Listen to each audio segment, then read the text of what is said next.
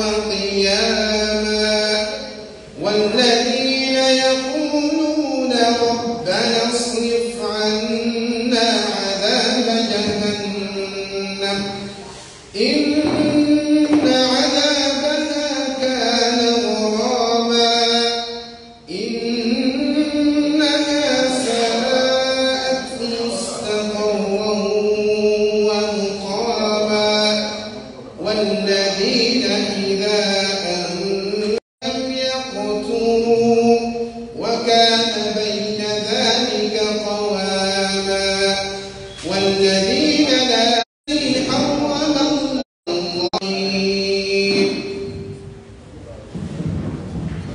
Alhamdulillah, Allah a dit la vérité. Ok.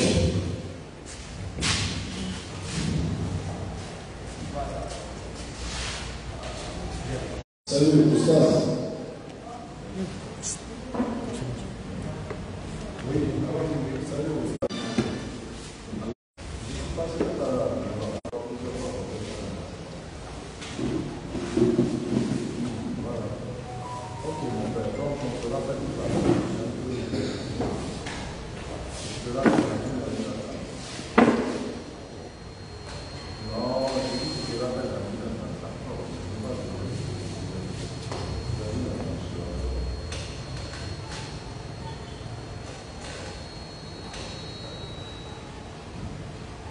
Donc, en fait, moi j'avais demandé au frère, parce qu'il a dit qu'on allait, quel est le thème que je propose. Je dis, je n'ai pas de problème par rapport à ça, mais je vais préférer qu'on commence par le thème que vous avez fait comment on appelle ça, à la maison des jeunes de Mengo. Et ensuite, si possible, on travaille sur la divinité et le sauveur de l'humanité. Donc, je ne sais pas, peut-être qu'il n'a pas compris, parce que dans le cas, on peut vous dire, je ne sais pas. Si ça pose problème, on va aller sur le thème que vous voulez. Ok. Sinon, il n'y a pas de problème. Il n'y a pas de problème, parce que pour moi, lorsque c'est ça, je crois, on avait sur le. Donc, si. On va prendre le thème dans lequel lui-même il se sent à l'aise, il n'y a pas de problème. Il n'y a pas de problème. Allons-y. Ok. Et on avait pris le thème, Inch'Allah, comme on a pris par le temps, entre l'islam et le christianisme, venant de l'éternel Dieu. Et ce thème-là, on va faire un tour. Qui a la vraie religion, qui a le véritable créateur de ce la terre, donc qui a la vraie divinité, le vrai livre, le meilleur salut, la meilleure manière, le vrai même paradis et tout ça. Donc il dit, il n'y a pas de problème. Mais cela étant, comme Kamara l'a dit, on va prendre tous ces thèmes-là. Parce que ça, Facebook, etc., nous sommes à Conakry, à la maison des jeunes. Comment on appelle? À la maison des jeunes. Ceux qui nous suivent, ne passez pas devant le téléphone. Ceux qui nous suivent, s'ils veulent venir assister, Inch'Allah. Donc, le frère, il nous faut un modérateur pour nous donner au moins un temps de parole chacun pour pouvoir essayer de développer. Et les organisateurs au niveau de la DDL,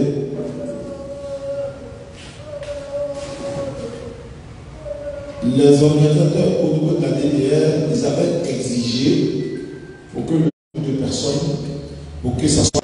Mais c'est pas très grave. Nous rentrons directement dans le vif du sujet. Je vais introduire rapidement et puis on va donner la parole. On va aller un peu plus vite, Inch'Allah. Musulman, c'est que le public également, nous disons, bien sûr, on fait comment?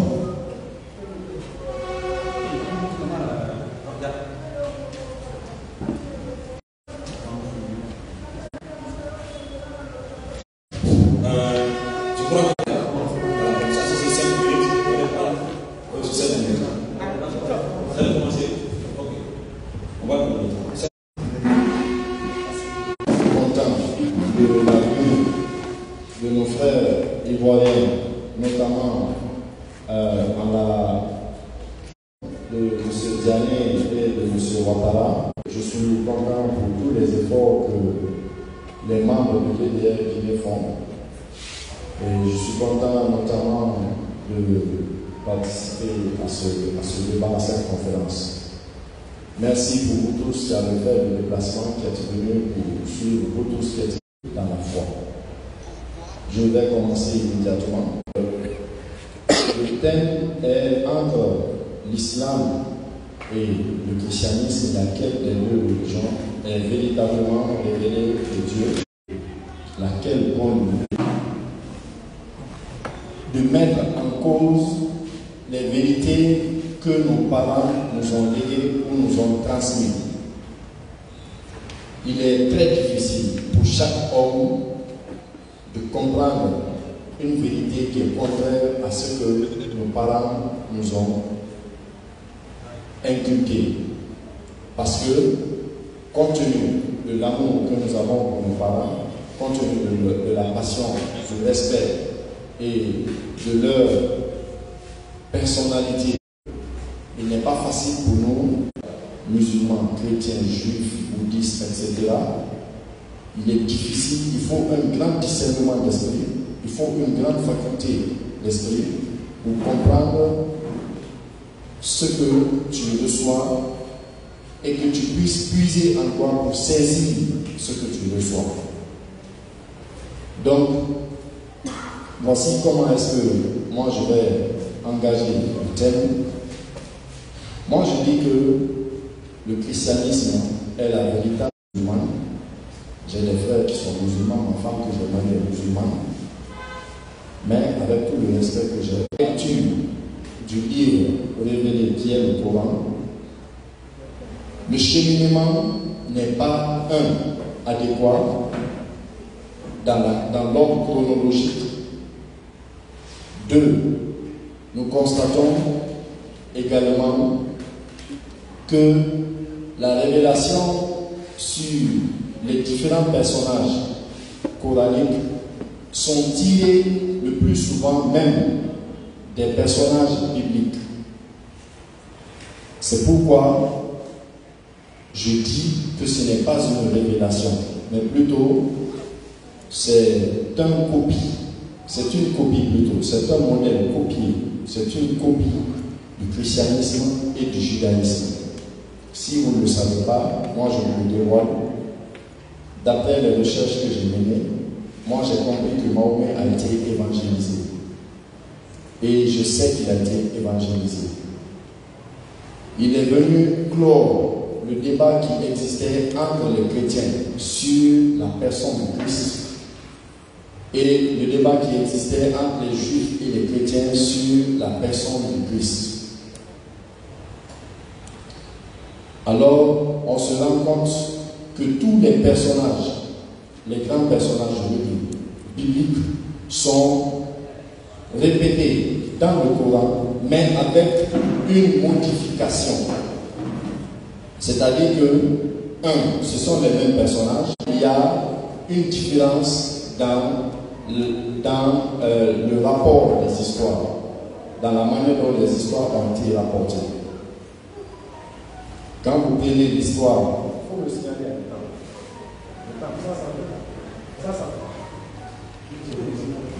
Il y a le modérateur. Je crois que j'ai atteint 5 minutes parce que moi c'est bon. Ouais, c'est bon.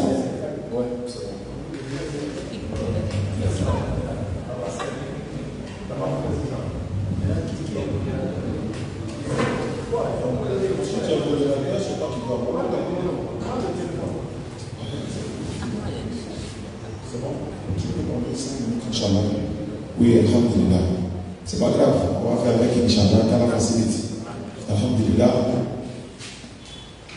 Ok, Inch'Allah.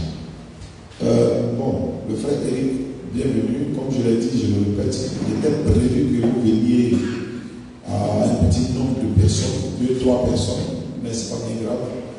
Même si lorsque tu t'es converti à l'islam, ce ne serait pas mauvais. Quand on parle entre l'islam et le christianisme, le frère a dit, c'est vrai, il est difficile pour lui, par exemple, de naître dans une religion, et puis après on va venir lui dire que c'est faux. Ce serait très difficile pour lui d'accepter cela. C'est normal, mais Jésus a dit, vous connaîtrez la vérité vous affranchira. Donc laisse-toi affranchir par cette vérité. Quand nous parlons de religion, vous dites non que le christianisme, l'islam a copié le christianisme. Frère Eric, il faut donner les preuves. Ce n'est pas parce que Abraham est mentionné dans le Coran il est dans la Bible, Noé est dans le Coran et dans la Bible. Mais tu dois chercher d'abord à savoir qui nous a donné la Bible. Parce que nous, le Coran nous dit que c'est Allah lui-même qui a révélé le Coran. Et je donne les références à l'appui. En fait, c'est ce que je veux que vous fassiez en fait. Preuve à l'appui. Regardez dans le Coran, Surah 53, verset 1 à 7. Allah dit, c'est une révélation inspirée de la part de l'ange Gabriel. Allah parle à Gabriel qui lui inspire Mohammed 60 qui vient révéler. On dit l'islam est une religion. Tu dis non, l'islam n'est pas une révélation. Ouais. Qu'est-ce que tu entends par révélation? Oui, c'est une religion révélée. Maintenant, est-ce que tu dis, comme le frère dit, le christianisme est une religion? On veut voir les preuves, frère. Moi, j'attends de voir les preuves où Dieu vous a appelé chrétien. Le mot chrétien est mentionné 3 fois dans la Bible. Acte 11, 26. Je crois qu'il y a un Pierre et puis il y a un autre verset encore. Si quelqu'un souffre comme chrétien, qui n'en est point honte.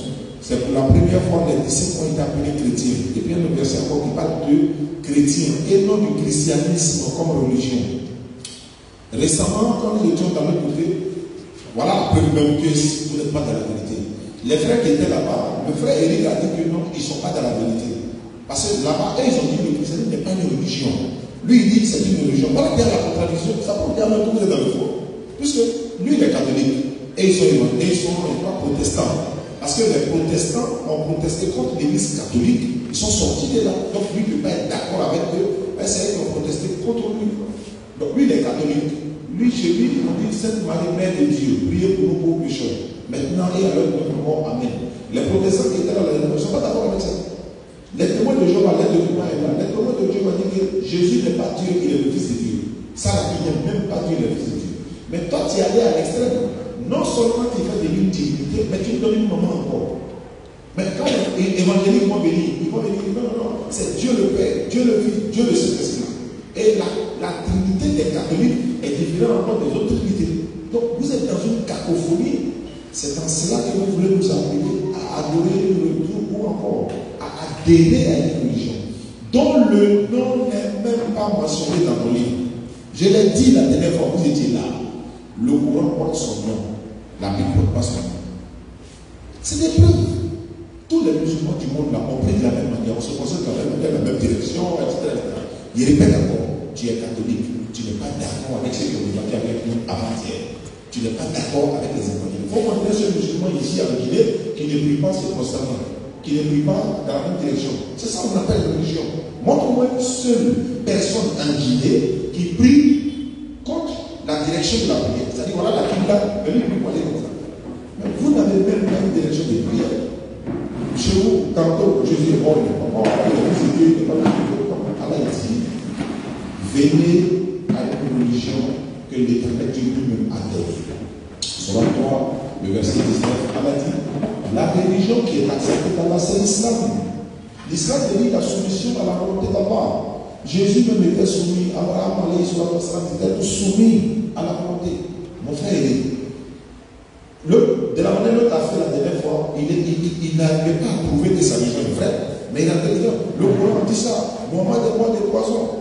Non, il faut montrer que ta religion est vraie. C'est-à-dire, en montrant même que ma religion est vraie, je détruis automatiquement le Coran. Mais si tu dis, tu as démontré que le christianisme est vrai ici, là. Mais c'est pas en disant, par exemple, bon, Mohammed a été un constitutionnaliste protestant. Mais en quoi ça a quoi avoir la religion? Jean-Baptiste a été décapité, oui. Maintenant, et puis quoi? Jésus, selon vous, il a été crucifié, non? Et puis quoi? Donc, on t'attend, frère. Hein?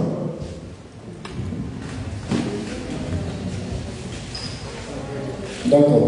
Donc, maintenant, combien de minutes, s'il vous plaît? Ah, j'ai 5 minutes encore. Oui, alors, c'est bon, tu attends, pas 5 minutes. Tu as 15 minutes. Parce que c'est le développement. Il a 15 minutes.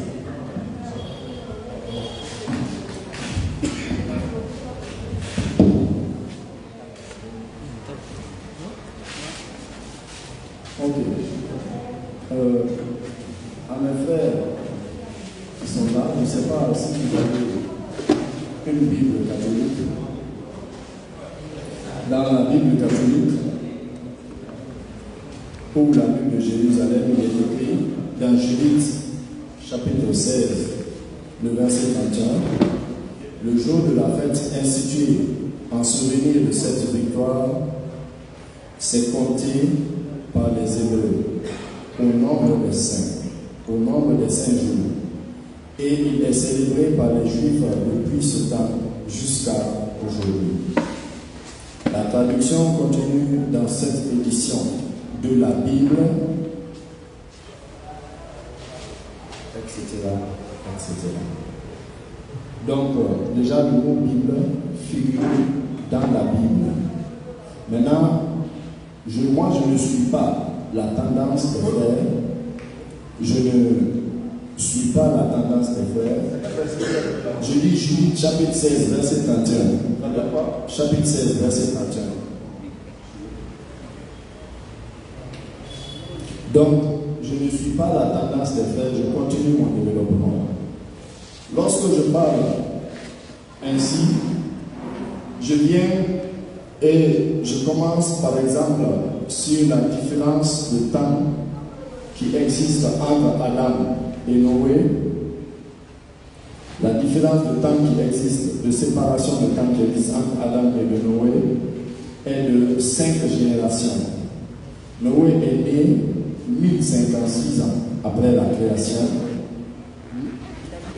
et il mourut en 2006 après celle-ci.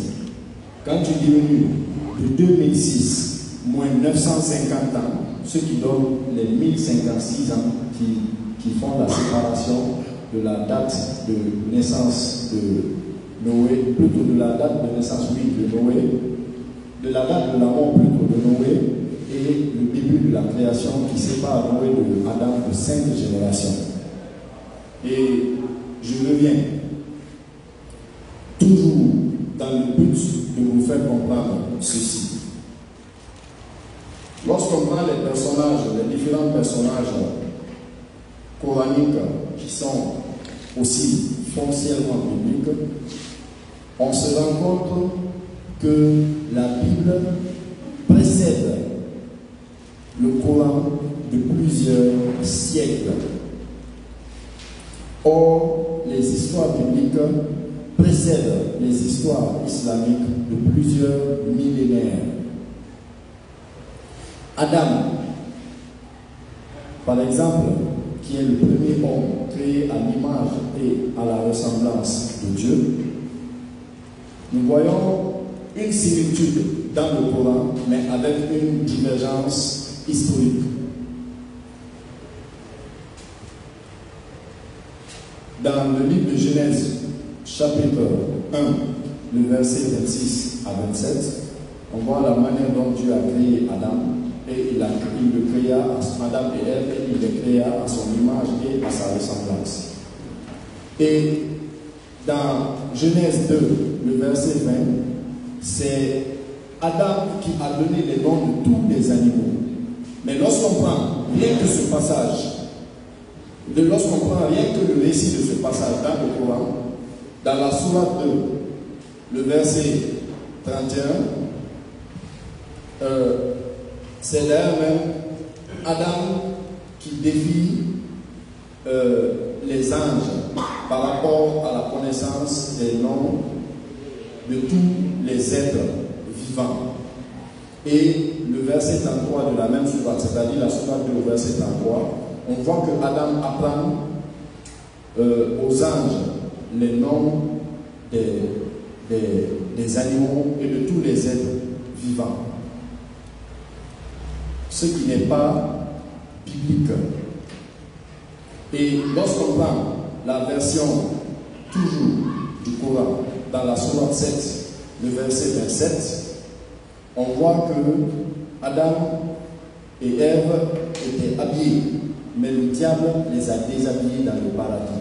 Or, la version originelle de cette histoire est foncièrement biblique, parce que quand on prend le passage de Genèse 3, le verset 1 au verset 9, on voit que le diable a trompé Ève, qui à son retour a trompé son mari, et on dit leurs yeux s'ouvrirent. Leurs yeux s'ouvrirent, ils surent qu'ils étaient tous nus, tous deux nus. Or, quand tu prends cette même histoire rapportée dans le Coran, on dit qu'ils étaient déjà habillés dans le paradis. Donc, c'est à nous de réfléchir entre la version que la Bible dit, qui précède le Coran de plusieurs siècles et dont les histoires précèdent les histoires islamiques de plusieurs millénaires. Qu'est-ce qui est vrai? Quelle est la force? Je vous donne, et qu'est-ce qui n'est pas vrai plutôt? Je vous donne la latitude de réfléchir, de raisonner et de voir en ce sens. Je continue toujours. Mais quand tu prends la sourate 20 au verset 21, on dit dans la sourate 2 au verset 31 qu'ils étaient habillés, et plutôt on dit dans la sourate 7 au verset 27 qu'ils étaient habillés, et dans la sourate 20 au verset 121 on dit qu'ils étaient nus par rapport à ce qui se rapporte à la même histoire, à Adam. Lorsqu'on prend l'histoire de Noé, Noé dans la Bible, c'est à partir de Genèse 6, Genèse 7, Genèse 8, Genèse 9. J'aimerais, s'il vous plaît, que l'on suive attentivement. Ce que nous faisons n'est pas un jeu. Il s'agit d'éveiller les consciences pour comprendre le véritable sens du salut de nos âmes. S'il vous plaît, j'aimerais que l'on suive avec attention.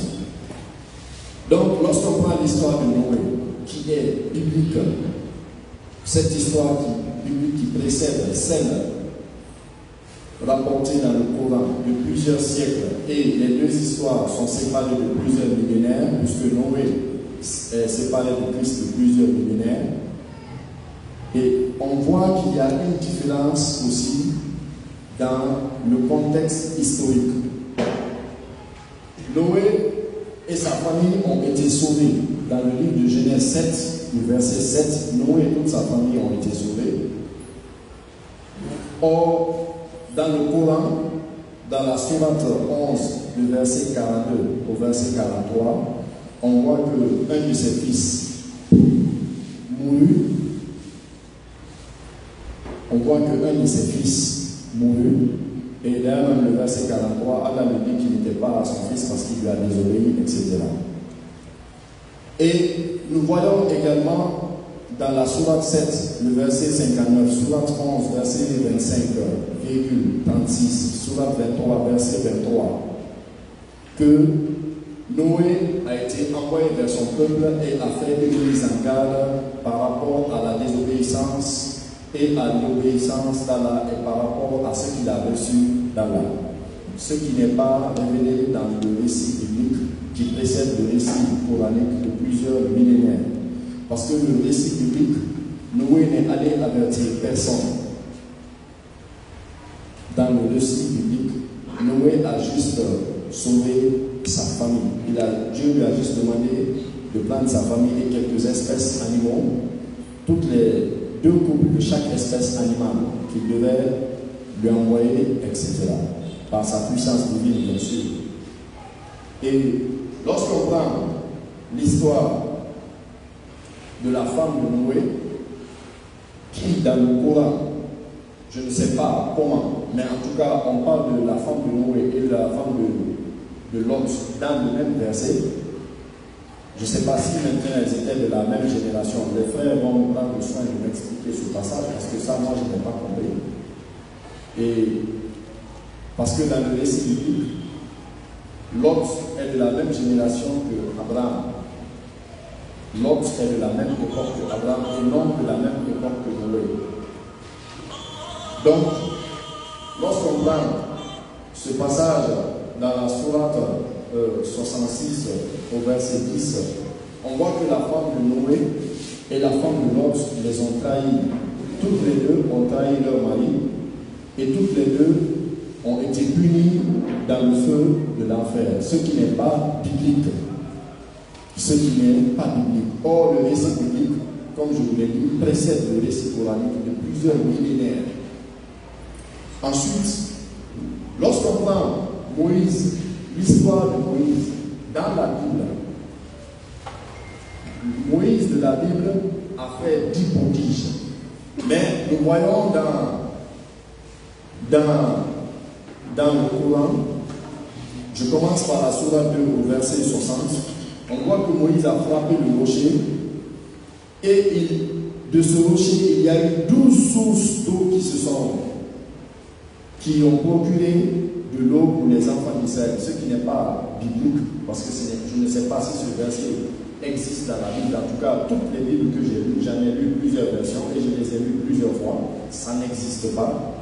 Aucun verset biblique ne dit qu'il y a 12 sources qui se sont ouvertes lorsque Moïse a frappé le rocher. Et dans le Coran, dans la sourate du verset 60, on voit qu'il y a 12 sources qui se sont ouvertes pour les 12 tribus d'Israël. Et l'histoire de Moïse rapportée par le Coran nous dit dans la sourate 17, au verset 140, que Moïse a fait 9 miracles, ce qui est stupéfiant, parce que la version biblique nous fait comprendre que Moïse a fait 10 prodiges. Les 10 prodiges réalisés par le Moïse, bibliquement parlant, est différent de l'histoire de Moïse révélée dans le Coran. Donc, je continue. Sur l'histoire de Lot, on voit dans l'histoire de Lot, qui également figure dans le Coran, dans la Bible plutôt. Dans la Bible, on voit dans Genèse 19 au verset 24 que Dieu a frappé la ville de Sodome et la ville de Gomorrhe par un souffle de feu. Mais la version coranique nous dit ceci. La version coranique nous dit que Dieu a frappé la ville d'argile dure. Ça se trouve dans la sourate 15, verset 174. Donc, nous voyons encore ici, dans l'histoire de Lot, une similitude par rapport au nom, par rapport au fait, mais une modification ou une contradiction dans le fait rapporté dans le Coran qui foncièrement est inspiré de celui qui est biblique. À moins que Dieu s'est trompé, à moins que nous n'ayons pas le même, soit Dieu s'est trompé, soit nous n'avons pas le même Dieu, soit la version biblique qui précède, des histoires bibliques qui précèdent celles coraniques sont fausses depuis le temps des prophètes Moïse qui les ont révélés et relatés, ou la version islamique est fausse.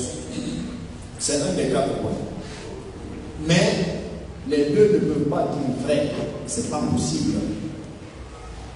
Parce que on ne peut pas raconter une même histoire concernant ma personne avec des modifications à des périodes différentes, largement étendues l'une de l'autre.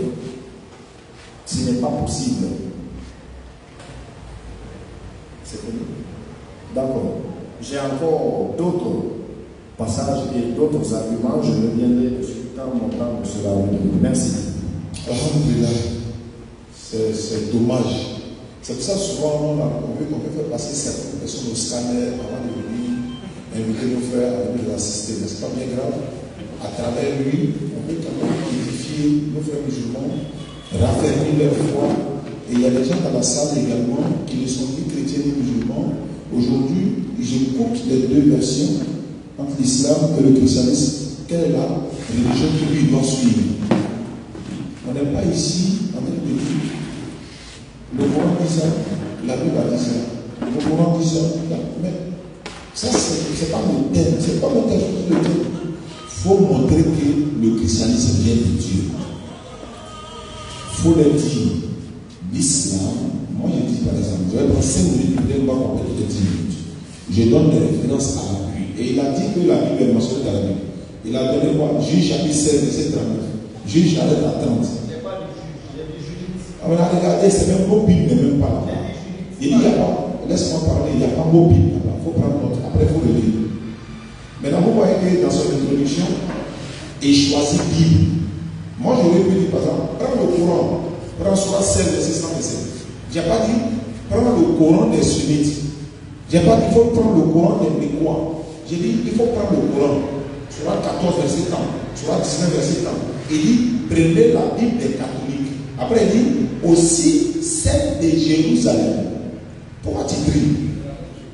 Tu es chrétien, donc tu es censé défendre tous les chrétiens. Il faut dire, prends simplement la Bible. J'allais prendre la Bible des témoins de Jéhovah, et puis j'allais dire, il y a pas si tu vas accepter. C'était ça qui s'est dit, frère. Je reviens au sujet. Allah dit dans le Coran, c'est lui Allah qui nous a donné le nom musulman, c'est lui qui nous a donné le nom islam. Ça fait un. Le pèlerinage que nous faisons à la Mecque là, il y a une sourate de pèlerinage dans le Coran. Sourate 22, le titre c'est le pèlerinage. C'est pas un hasard. La sourate 62, le titre c'est le vendredi, notre grande prière de vendredi. Est-ce que vous comprenez? Sourate 5, verset 6, la prière que nous faisons hier. La naissance de Jésus est mentionnée dans le Coran pour nous expliquer un peu dans le contexte comment ça se passe. Donc aujourd'hui, quand on dit que l'islam c'est la meilleure des religions, ce n'est pas ce que l'Occident présente. Regardez par exemple, l'islam autorise à nos femmes de se voiler, de bien se vêtir, mais il y a des pays aujourd'hui qui n'ont pas le droit de porter le voile. Mais la femme peut se promener nue. Est-ce que vous comprenez? Donc l'islam autorise par exemple de marier, si tu remplis les critères, jusqu'à 4 femmes. Jusqu'à 4 femmes. Mais c'est une forme de mariage pour permettre à celles qui ne sont pas mariées d'avoir aussi des maris. Au lieu de rester prostituées dans les rues, au lieu de rester en train de cacher et puis avoir des copains passer par là, Allah t'autorise d'avoir un honneur établi. Dans la Bible, dans Isaïe chapitre 4, je crois, verset 1er, si je ne me trompe pas, on dit en ce jour-là, 7 femmes vont s'attacher à un homme. Elles vont lui dire, nous allons payer notre nourriture nous-mêmes, on va s'habiller nous-mêmes. Il faut nous marier pour enlever la honte du célibat sur nous et rejoindre l'islam. Donc, Abraham est mentionné dans le Coran comme le père de la foi. Nous, on l'accepte. Aujourd'hui, le musulman ne rejette pas les prophètes. On ne dit pas, par exemple, Jésus est plus grand, le prophète sallallahu est mieux que lui là. Non. Mohammed sallallahu est le dernier des prophètes. Mais nous croyons à tous les prophètes qui ont été envoyés. C'est ça une vraie religion. Il n'y a pas de racisme, il n'y a pas de discrimination. Bilal, il était noir. C'était noir. Agar, la grande mère de Mohammed sallallahu par Ismaël al-Islam, elle était noire, elle était égyptienne. Regardez un peu l'universalité de l'islam. Ça prouve déjà que l'islam est une religion universelle. Dans les disciples de Jésus, là, il n'y avait pas de noir dedans. Les disciples de 12 là, il faut nous demander est-ce qu'il y avait un noir dedans? Non. C'est de ça qu'il s'agit, frère. Il faut nous montrer ici que ta religion là peut nous sauver. C'est la meilleure des religions. Dans mon Coran, Allah dit par exemple, si tu as commis des péchés, il dit qu'il n'est pas désespéré. Mais il faut te repentir de façon sincère pour plus commettre ce péché. Mais chez lui là, il faut que l'enfant de Marie soit mort et puis toi tu es sauvé. Comment tu as tué l'enfant de quelqu'un et puis l'autre est sauvé? Bon, tu as tué son enfant, l'autre seul les gens sauvés, non? Maintenant, essaie de voir les gens sauvés comment? Aux États-Unis, les gens sauvés comment? Arrêtez, dites la vérité aux gens. Nous musulmans, et l'islam, c'est encore une religion hygiénique, ça a été d'hygiène. Le frère là, il n'en pas les chaussures dans ta propre chambre. Lui, quand il s'est endormi, il n'a pas les chaussures dans ta chambre. Mais les musulmans ne n'ont pas les chaussures dans la mosquée parce que c'est un lieu saint. Mais lui, il a les chaussures à l'église, non? Oui, mais c'est quelle raison? C'est ça, il faut présenter la religion. Nous, on dit, notre divinité, il ne meurt pas, c'est lui qui a créé la mort. Alors que pour lui, son Dieu est mort et ressuscité 3 jours après. Comment tu veux m'appeler à une religion pour me pardonner? Quelqu'un doit mourir. Comment tu m'appelles à une religion? Si je te pose la question, est-ce que tu crois au témoin de Jéhovah? Il va les rejeter. Mais demande à tous les musulmans, ils sont là. On est tous musulmans. On a un seul Coran, 114 sourates, 6236 versets. Et c'est dans le Coran que c'est mentionné que si vous êtes musulman, votre paradis est garanti. Sans Coran, le monde de quelqu'un. Salam alaikum. Takbir. أعوذ بالله من الشيطان الرجيم بسم الله الرحمن الرحيم الحمد لله رب العالمين. On remercie Allah, le maître du temps et les circonstances qui transcendent le temps et l'espace. Allah, le créateur de toutes choses, la première cause qui cause les causes sans être causée, bien causée. Alhamdulillah, après avoir magnifié le sang éternel, nous l'implorons afin qu'il déverse sa miséricorde infinie sur la meilleure des créatures, le prophète Mohammed alayhi salam. Bien, je vais parler par 4 chemins. Je dirais très sincèrement et très tristement que le frère, sincèrement, n'est pas à la hauteur, mais nous allons continuer le débat pour édifier ceux qui nous suivent en ligne. Parce que quand je regarde les défis que le frère a lancés la dernière fois, disant même que ses frères n'étaient pas à la hauteur, etc., moi je m'attendais à un débat vraiment intellectuel, un débat d'un niveau très élevé, où j'allais peut-être transpirer un peu, mais je me rends compte que durant ces 15 minutes, je ne faisais que somnoler. Bien, il prend l'exemple de la femme de Lot qui est citée cité dans la Sourate 66 à partir du verset 10 est la femme de Noé. Et il dit que c'est une erreur dans le Coran parce que la femme de Noé et la femme de Lot n'ont pas vécu au même moment. Donc le prophète Lot et le prophète Noé n'ont pas vécu au même moment. Donc quand Allah cite leurs deux femmes en exemple, Allah a fait une erreur parce qu'elles n'ont pas vécu au même moment. Allah t'a-t-il dit que dans la citation de leur exemple, c'était pour dire à l'humanité qu'elles ont vécu au même moment? Ah, mais quand il lit un texte là, il faut rester dans l'esprit même de l'auteur du texte ça veut dire que pour pouvoir être dans le contexte. Parce que quand tu sors un texte de son contexte, automatiquement tu en fais un prétexte, mon frère. Allah n'est pas en train de dire que la femme de l'autre et la femme de Noé ont vécu au même moment. Ce n'est pas écrit dans le Coran. Mais il a pris l'exemple de deux femmes mécréantes qui étaient les épouses de deux pieux, deux grands prophètes. Et ici, il dit quoi? Doraballahu masala lillazina kafaru imra'ata nuhin wa imra'ata lutin. Donc il dit, Allah a cité en parabole pour ceux qui ont mécru la femme de Noé et la femme de Lot. Donc il cite ces deux femmes en exemple parce qu'elles ont vécu au même moment. Il va descendre en bas au verset 11 pour citer aussi en exemple la femme de Pharaon. Et au verset 12, il va citer en exemple la maman de Jésus, Marie. Ça ne veut pas dire aussi que la femme de Pharaon et la maman de Jésus, Marie, ont vécu au même moment. Arrêtez ça, frère, hein? C'est pas bien. Maintenant, vous parlez ici du fait que, d'après vous, le christianisme a précédé l'islam. Donc, c'est l'islam qui est venu après, c'est le Coran qui est venu après la Bible. Donc, si le Coran dit des choses qui sont contraires à celles de la Bible, donc cela prouve que le Coran est faux. Donc, pour vous, comme la Bible a dévancé le Coran, donc ce qui dévance, c'est ce qui prouve que c'est vrai. Parce que c'est venu avant, donc c'est vrai quoi. Arrêtez ça. Même Satan est venu avant les prophètes sur la terre ici. Ça veut dire qu'il est vrai que les prophètes sont faux. Satan est venu avant Noé sur la terre ici. Il est venu avant Abraham. Ça veut dire qu'il est vrai et puis les autres sont faux. Quand Jésus est venu et puis s'adressait aux scribes et aux pharisiens et puis citait Moïse en exemple, est-ce que Moïse vivait à son temps? Ça veut dire que Moïse a vécu à leur temps? Non. Mais Jésus t'a dit, l'ennemi viendra semer l'ivraie dans le champ de blé. C'est-à-dire qu'il y a des faux types qui vont venir après, des personnes dotées d'une mauvaise intention viendront semer le faux, le mensonge dans la véritable doctrine que Jésus l'enseigne au nom d'Allah. Jésus avait bien prédit ça. Et le Coran sera 2 verset 75 que confirme. Allah dit, ces gens-là, ils ont falsifié une partie du livre qui leur a été donné. Ils ont falsifié la parole de Jésus. Et Jésus a confirmé, il a prophétisé. Tu vas me dire que la prophétie de Jésus ne s'est pas réalisée? Quand il dit l'ennemi viendra semer l'ivraie dans le champ de blé, ça veut dire quoi? Sauf si tu es le premier chrétien qui va me donner un autre sens à ça. Dans le livre de 1 Thessaloniciens 5, verset 26, Paul n'a-t-il pas dit d'examiner les Écritures, de retenir ce qui est bon? Ben s'il n'y avait pas de falsification dans les Écritures chez vous là-bas, pourquoi on dit d'examiner et de retenir ce qui est bon? Ça veut dire qu'il y en a dedans qui n'est pas bon. Et qui a mis ça là-bas? Dans le livre d'Ézéchiel, l'Éternel n'a-t-il pas dit dans le livre de Jérémie que la plume mensongère des scribes s'est mise à écrire contre l'Éternel, des mensonges contre l'Éternel? C'est pas dans votre Bible, c'est nous on a mis ça là-bas. Tu ne peux pas comparer la Bible au Coran, mon frère. Le seul livre saint sur la terre. Et c'est un défi qu'Allah lance et que nous aussi là, on ne fera que réitérer jusqu'au dernier souffle.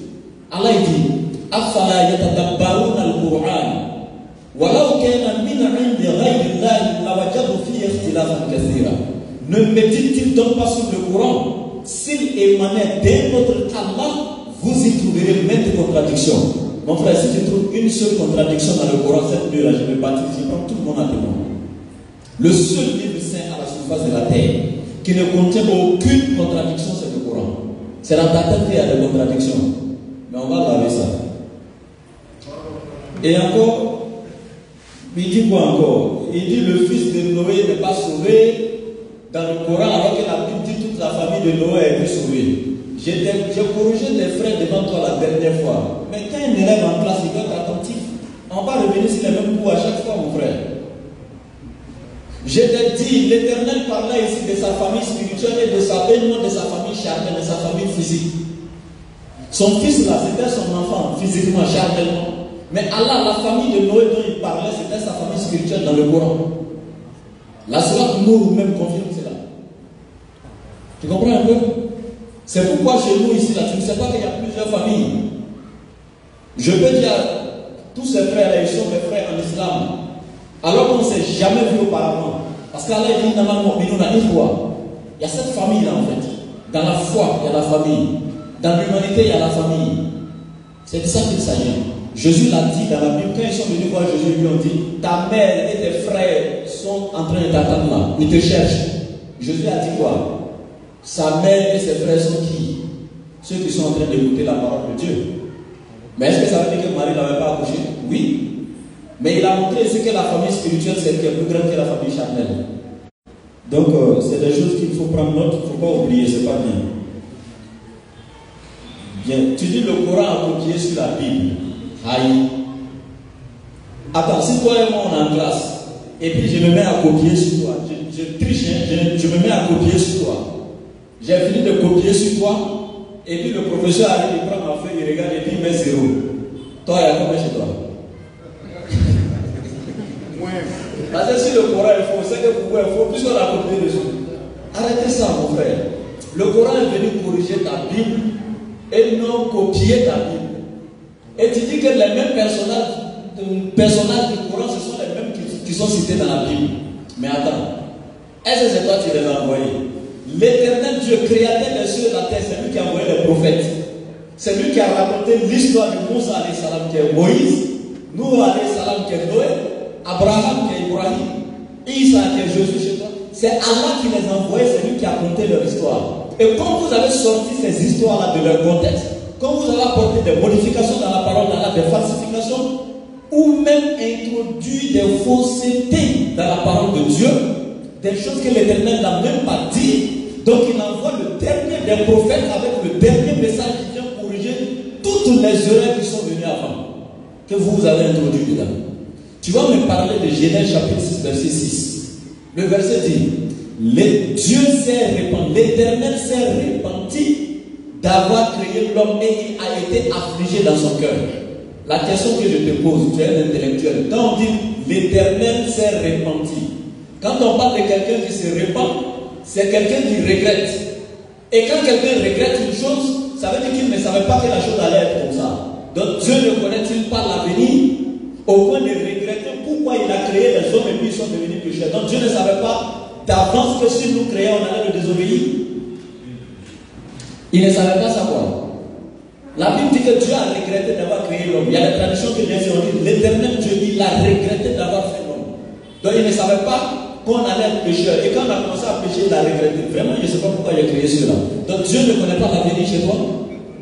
Et il a été affligé dans son cœur. Tu peux attribuer ça à Dieu. C'est Dieu qui s'afflige. Arrêtez ça, frère. Non? Prochainement, je vais apporter l'enseignement. C'était juste pour corriger tes erreurs. Prochainement, on va apporter l'enseignement. Alhamdulillah, il va avoir, je crois, au moins 5 minutes. Nous également, 5 minutes, on va passer pour que ceux qui sont dans le. Je viens doucement. Je vais donner quand même, et puis tu vas revenir, Inch'Allah. Pour que les gens puissent poser des questions aussi dans le public. Maintenant, si tu veux dire, il n'y a pas de problème. Ce n'est pas le temps qui nous importe. Il faut venir dans le thème. Allons-y. Amen. Je suis dans le thème. Je vous ai dit dès le départ que je ne suis pas votre méthodologie, mais je suis la mienne. D'accord. Le frère a demandé tout à l'heure mon pèlerinage dans la ville, etc. Il a demandé beaucoup de choses. Si vous prenez le passage de Exode chapitre 6, le verset 4, Psaume 119, le verset 54, on voit que le pèlerinage figure dans la Bible. Et je n'ai pas dit juge, mais j'ai dit Judith. Judith chapitre 16, verset 31, qui parle du mot Bible.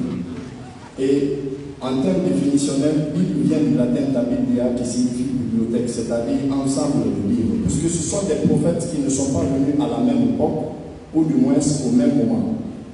Et par rapport à l'universalité du Christ, il faut comprendre que le Christ n'a pas fait des miracles que pour les enfants d'Israël. Il a fait des miracles pour d'autres nations, pour d'autres peuples. C'est pourquoi, souvent même, le passage qu'ils aiment utiliser dans Matthieu chapitre 15, le verset 22 à 26, où la Cananéenne vient avec insistance et dit, Maître, ma fille est tourmentée par un démon. Il dit, ses disciples lui disent, chassons-la. Le Christ, et nous avons souligné de ces paroles, le Christ dit, je n'ai été envoyé pour brebis égarées de la maison d'Israël. Et la dame insiste en disant, oui, mais j'ai quand même besoin du miracle. Le Christ dit, il n'est pas bien de prendre le pain. Il n'est pas bien de prendre le pain des maîtres de la table et de les jeter aux petits chiens. La femme dit, les petits chiens aussi peuvent se contenter des biens qui tombent de la table de leur maître. Le Christ lui dit au verset 27 à 28, femme, que ta foi est grande, va, ta fille est sauvée. Si le Christ n'était pas venu pour les autres peuples, ou n'était venu que pour Israël, il n'aurait pas réalisé le miracle de cette femme. Ainsi, les frères auraient raison. Mais nous comprenons dans ce passage que le Christ a fait une parabole. Il a mis la foi de la femme à l'épreuve pour manifester à ses apôtres qu'il y a d'autres peuples qui croient en lui et qui insistent dans leur foi, qui ont aussi droit au miracle. Et que le miracle n'est pas réservé que pour les Juifs. C'est pourquoi, dans Matthieu 8, au verset 11 à 13, il dit au centurion romain, le centurion romain, c'est un commandant qui a à sa solde ou sous son commandement 100 hommes. Il lui dit, plusieurs viendront, il dit, même en Israël, je n'ai pas vu une foi aussi grande. Il dit, c'est pourquoi je vous dis, plusieurs viendront de l'Occident et de l'Orient et seront assis à table avec Abraham, Isaac et Jacob. L'Occident et l'Orient, ce n'est pas Israël. L'Occident et l'Orient, ce n'est pas Israël. Et quand tu prends la conclusion de tous les évangiles, notamment dans Matthieu chapitre 28, le verset 20, le Christ dit, partez vers le nom du Christ, partez vers toute la création, annoncez la bonne nouvelle, celui qui doit se la baptiser est déjà sauvé. Ce n'est pas Israël seul qui est créature de Dieu. Il faut qu'on arrête de faire les jeux de langue, les jeux de mots et qu'on arrête de jouer avec la littérature.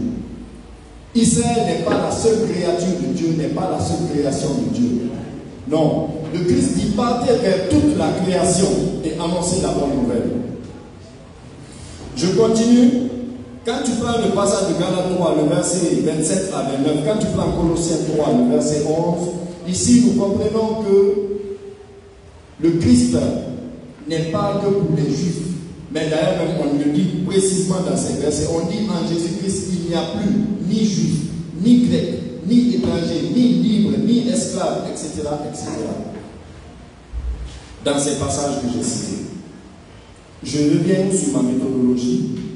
Quand on prend la version coranique et la version biblique, que nous faisons une étude comparative sur la base des analyses bien fondées, nous voyons dans l'histoire de la Sainte Vierge Marie que c'est lui qui a éduqué, parce que c'est Zacharie qui a éduqué la Sainte Vierge Marie, notamment dans la Sourate 3, le verset 37 à 38. C'est lui qui avait la garde de Marie. Ce qui n'est pas biblique. Ce qui n'est pas biblique.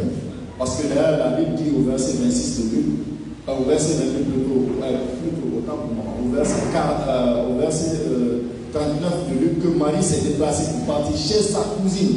Donc, ce qui veut dire qu'elle ne vivait pas ensemble.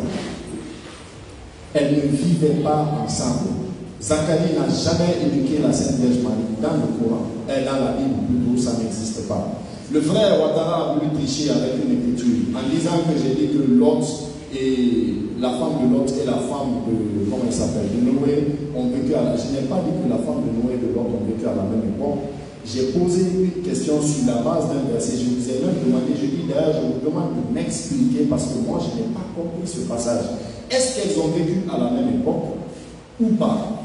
Ce qui est clair, le Coran dit que les deux ont trahi leurs époux, ce qui n'est pas celle de la Bible, ce qui n'est pas la version biblique, qui précède celle coranique des millénaires. Ce n'est pas ce qui est mentionné dans la Bible. La femme de Lot ne l'a pas trahi, mais plutôt elle a désobéi à la parole de l'ange. Et Dieu l'a frappé de cela. Et la femme de Noé ne l'a jamais trahi puisqu'elle a été sauvée avec son mari en montant dans l'arche. Donc, je continue. Quand on prend les faits historiques, toujours concernant les personnages bibliques et coraniques, on voit que la Sainte Vierge Marie, dans la Bible, a accouché dans une crèche, notamment dans le passage de Luc chapitre 2, le verset 11 à 13. Mais on voit dans le Coran qu'elle s'est réfugiée sous un palmier et elle a mis au monde son fils Jésus. Dans la Sourate 19, à partir du verset 21, 22, 23, etc., qui parle de cela, de cette histoire-là. Donc, on voit que la concordance des lieux et des faits ne sont pas identiques, pendant que les histoires sont similaires et que, bibliquement parlant, Jésus-Christ est bel et bien né à Bethléem, dans une crèche. Et d'ailleurs, l'ancien président palestinien Yasser Arafat, la documentation, nous pouvons prouver scientifiquement que le Christ a été crucifié parce que Ponce Pilate a signé son arrêt de mort. Le temps est trop écouté. J'ai fait quoi avec Jésus crucifié? Ça n'existe pas. Il dit à Jean, tu avais montré le verset dessus, là, quand on va aller dans la série de questions-réponses là. On dit le disciple qu'il aimait. Où c'est écrit que ces gens-là t'avaient montré? Pour travailler avec, il va te dire qu'il ne prend pas. Parce que ce n'est pas sa Bible et il va te dire que la Bible catholique que tu as n'est pas la vérité. Ça, ce n'est pas nous les musulmans. Hein. Ton frère chrétien protestant, pour lui tu es égaré, pour lui si tu veux, tu vas en enfer. L'identité de la divinité que nous adorons, il n'y a pas de débat entre les musulmans. N'importe quel musulman du monde, tu lui demandes qui est ton créateur, il va dire c'est Allah. Et Allah il se présente dans le Coran sans ambiguïté. Je prends la sourate 20 à partir du verset 14. Parlant ainsi dans la sourate en rappel de mots. Ça, Allah il se présente sans ambiguïté. Le Dieu que toi tu adores, c'est Jésus. Il faut me montrer un seul verset dans la Bible où il dit moi Jésus, je suis Dieu et en dehors de moi il n'y en a pas. Témoins de Jéhovah ont été giflés. Il y a des évangéliques qui le connaissent ont été giflés. Parce qu'ils vont te dire, mon frère, tu mens, Jésus est une autre religion qui n'a rien à voir avec l'islam. Cette religion ne lui sera point agréée et le jour du jugement dernier sera du nombre des plus grands perdants. Ça, c'est dans le Coran. La sourate 5, verset 3, Allah dit aujourd'hui, j'ai parachevé pour vous votre religion. Je vous ai comblé le même. Dans la sourate 20, 1 à 4 encore, Torah. Inna anzalna ilayka al-Qur'ana litashqa. Tu comprends? C'est Allah qui parle dans le Coran. Et il dit, maintenant le salut chez toi. Il est écrit dans mon Coran, dans la sourate 46, verset 13.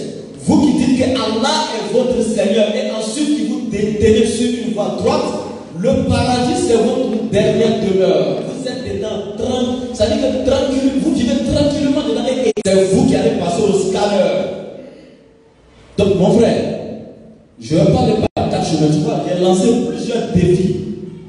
Tu vas me prouver ton Dieu se présente dans le Nouveau Testament, comme le Créateur Jésus-Christ que tu adores. Mais si tu me dis Jésus n'est pas soumis à la volonté de l'Éternel, tu manges un peu?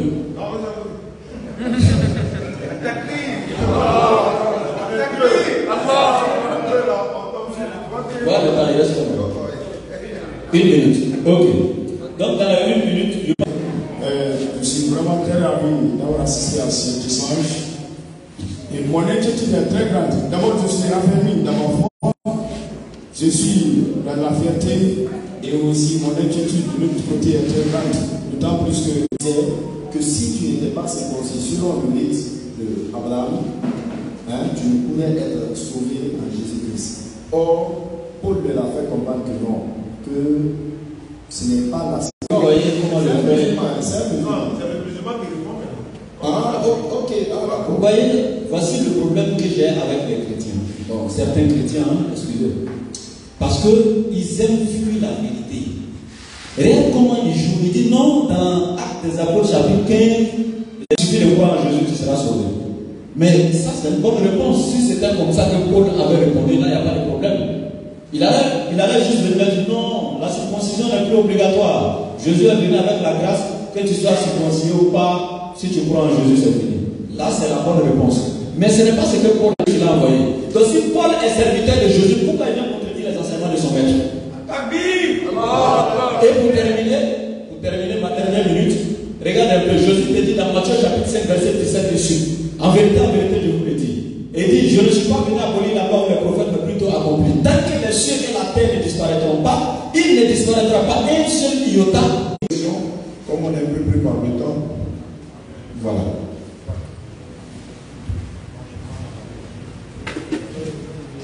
Assalamu alaikum wa rahmatullahi wa barakatuh. Ma question, pasteur, je veux savoir s'il y a combien de chrétiens. Or, dans le livre de Galates 5, justement, le verset 6, il dit en Jésus-Christ, il n'y a ni circoncis ni incirconcis. Ce n'est pas ça. Et il a cité un bon passage. Dans Matthieu 5, le verset, nous sommes chrétiens, nous ne sommes pas juifs. Voilà, donc la circoncision ou l'incirconcision, peu importe, ce n'est pas important. C'est vrai que aussi. Attaque-lui.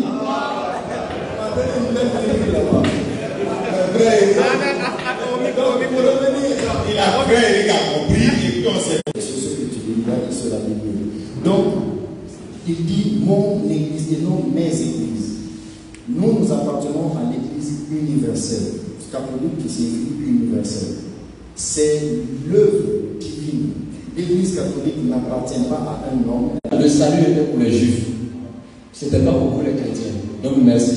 Parce que Paul a dit, vous êtes des branches de l'olivier sauvage, coupez les greffés à l'olivier franc, contrairement à votre nature. Merci. Maintenant, on va continuer. Le frère dit, il y a certains parmi vous qui disent que Jésus est Dieu, il y en a qui disent le Fils de Dieu, etc. Mais, il y a combien de types de chrétiens?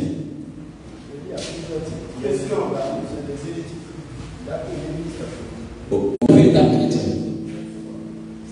Non. Le fondateur de l'église protestante, 5 secondes. Le fondateur de l'église protestante, c'était Martin Luther. Il est sorti de l'église catholique. 1 Jean chapitre 2, verset 18 à 19 dit, ils sont sortis du milieu de nous, afin qu'on sache. Tu vas me donner quelques secondes, passer la première seconde. Ok. Il dit, Martin Luther King, il était, et il est quitté là. C'est de ça que je parle. Donc mon frère, on va pas aller par chemin, je réponds rapidement. Effectivement, frère musulman, il y a plusieurs types de chrétiens, et ces différents groupes de chrétiens, les uns disent que les autres sont destinés à l'enfer et qu'ils n'ont pas le salut. Donc entre eux-mêmes là, ils ne sont pas d'accord sur la personne de Jésus, ni même le salut. Merci. Prochaine question. On va prendre 2 questions et on va essayer de. Alors, Inch'Allah, comment ça se fait là? Nous sommes à Conakry.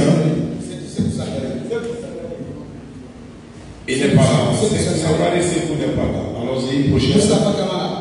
Kamara Mustafa. Salam alaikum.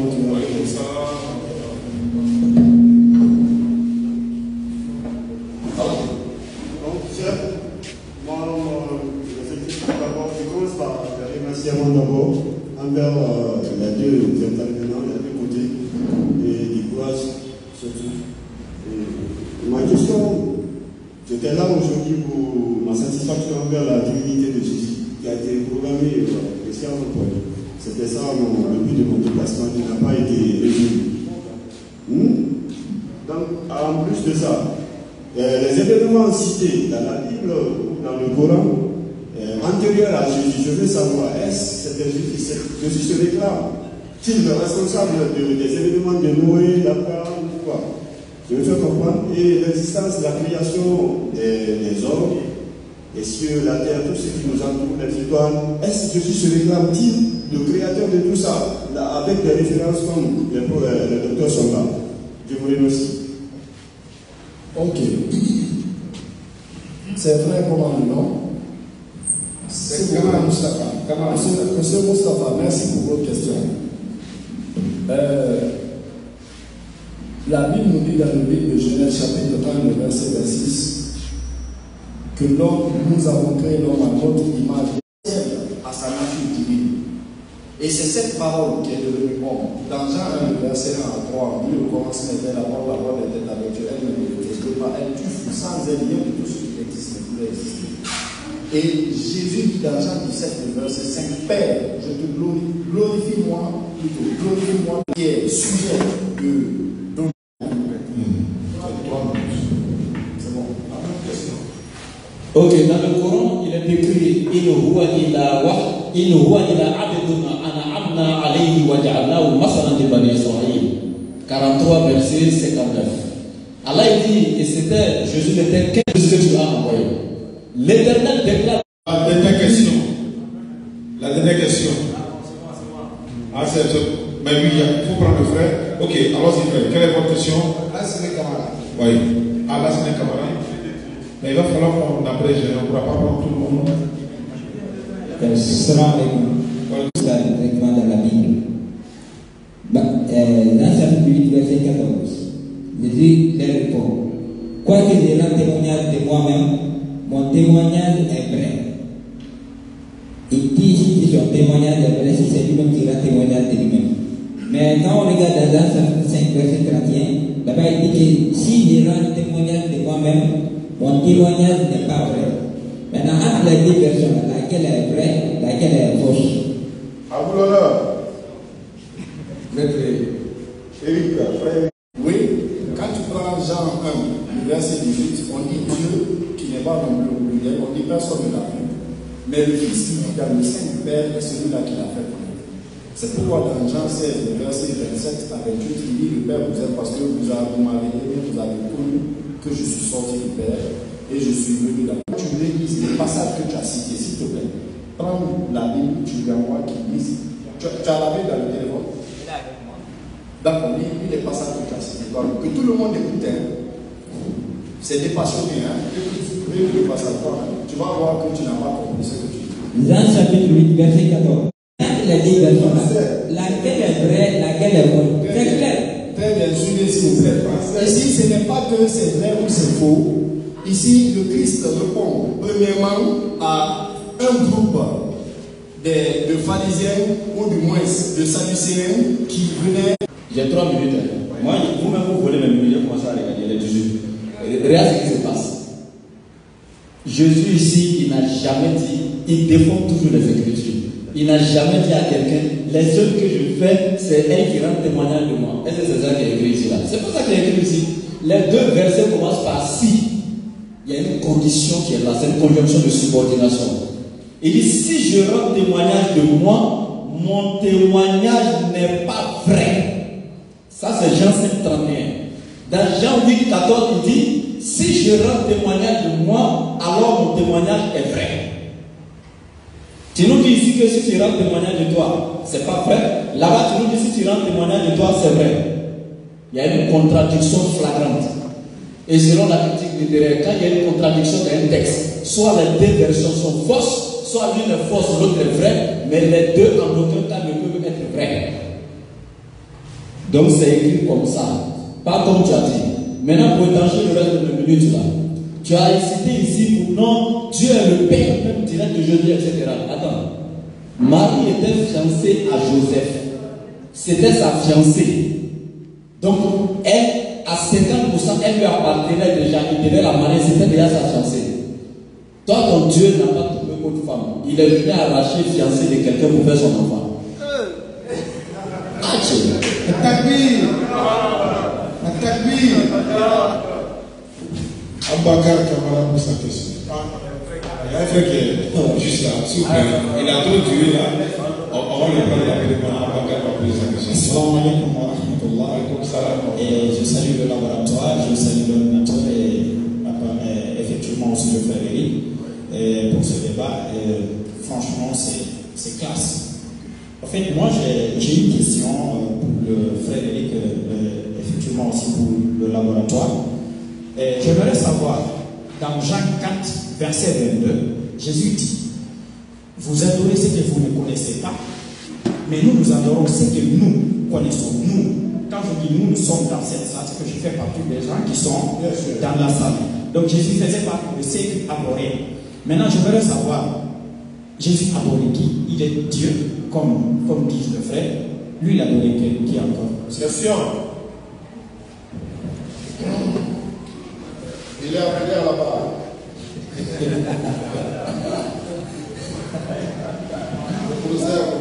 Ok. S'il te plaît, je regarde ta question. Je parle juste encore 30 secondes. Je prends 30 secondes. C'est 3 minutes. C'est 3 minutes. Je prends 30 secondes. Hein? Voilà. Le frère Ouattara a parlé de Jean 8, le verset 14. Le Christ dit, quoique, il ne dit pas si. On va lire le passage. Je vais lire le passage. Le verset 14 dit ceci. On dit, Jésus leur répondit, quoique je rende témoignage de moi-même, mon témoignage n'est pas véridique. Parce que mon témoignage est véridique plutôt. Parce que je sais d'où je suis venu et où je vais. Mais vous ne savez pas d'où je viens ni où je vais. Je disais que c'est une réponse que le Christ a faite à ceux qui le harcelaient de questions. Il dit que quoi qu'il rende, lui, son témoignage est vrai parce qu'il sait d'où il vient. C'est-à-dire que moi, je sais que je viens de Dieu.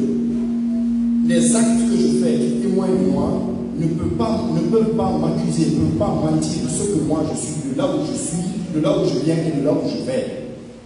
Le frère a dit, essaie d'expliquer un peu à sa façon, il a fait des acrobaties.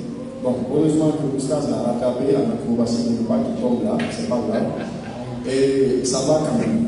Alors, dans Jean 4, le verset 22, le Christ dit ici à la femme cananéenne, plutôt à la femme samaritaine, plutôt autant pour moi, à la samaritaine, il dit, vous adorez ce que vous ne connaissez pas, nous adorons ce que nous connaissons, car le salut vient des Juifs.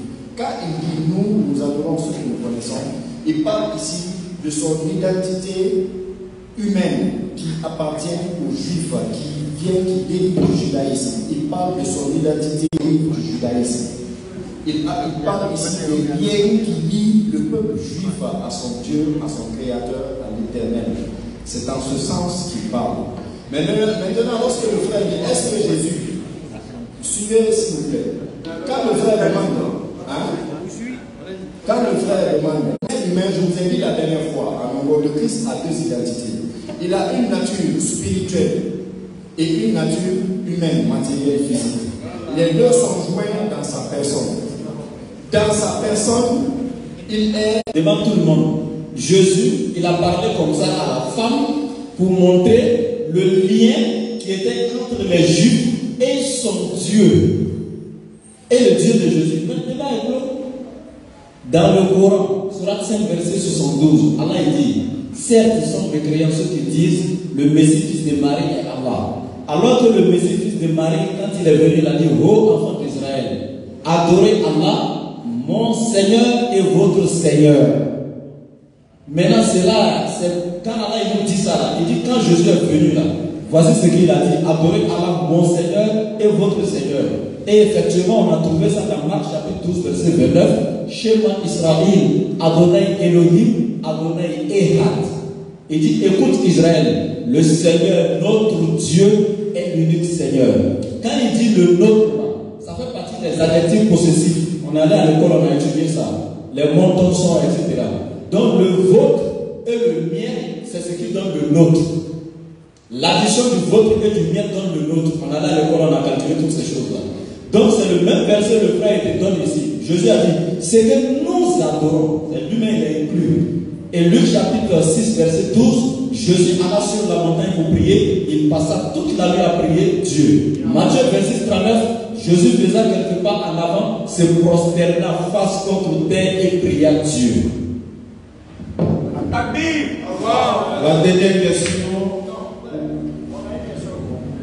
Vous voulez vous poser une question? Bon, attends, parce que... Oui, voilà, ok. Vous avez posé une ou deux questions, tu as raison. Allons-y. On est des amis, donc il ne faut pas avoir peur. Pendant ce temps, ton programme au niveau de la Guinée, les week-ends, quels sont les jours que tu prêches et puis où exactement? Parce que pour que, même si nous ne serons pas là, le public puisse venir régulièrement, parce que beaucoup ne savent pas qu'à Bakar aussi, le prédicateur principal représentant de la TDR en Guinée, et il prêche une fois ou 2 fois par semaine. Il a des localités où il a l'habitude de prêcher, donc il est important que vous venez aussi le soutenir. Donc il va donner son programme et puis ensuite poser la question de Inch'Allah. Voilà, c'est à la gare T7. Quand même, vous êtes à la T7 et aussi à la gare voiture de Sofoniaga. À la T7 et à la gare voiture. Les jours. C'est le lundi. Les lundis. Oui. Ok. À 16h. À partir de 16h. Voilà, qu'Allah donne une longue vie à Oustaz Djané et à toute son équipe. À travers ce débat aujourd'hui, on a compris que ce qu'il dit au Coran, c'est vrai. Les parents chrétiens ne tiennent sur rien tant qu'ils n'acceptent pas la vérité. Tu es venu démontrer que ta religion est vraie, mais moi je vais tester ta connaissance. Si la véracité de ta religion peut être prouvée. Ça veut dire, chaque religion a un fondement qui est la théologie, la connaissance du Dieu. Donc tu ne veux pas pratiquer une religion sans pourtant connaître la divinité. Et le frère qui est là, il est d'accord avec moi que la Bible qui dit ici c'est en français, n'est-ce pas? Monsieur, la Bible que vous lisez c'est en français. Mais ce que vous lisez en français, ce n'est pas l'original. On est d'accord, non? C'est la traduction. Oui, vous êtes d'accord que ce que vous lisez en français n'est pas l'original. Donc, avec l'expérience que tu as durant toute ta vie chrétienne en tant qu'un prédicateur, un débatteur, est-ce que tu peux me faire le plaisir, comme je vais demander à Oustaz, pardon, pour le plaisir du public, notre Dieu, comment il s'appelle? Notre Dieu en islam. Allah. Ouais, il n'y a même pas de débat. Il a dit ça à Allah.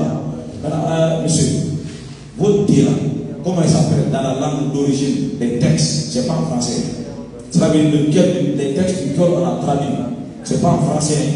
Le nom de votre Dieu dans les textes originaux.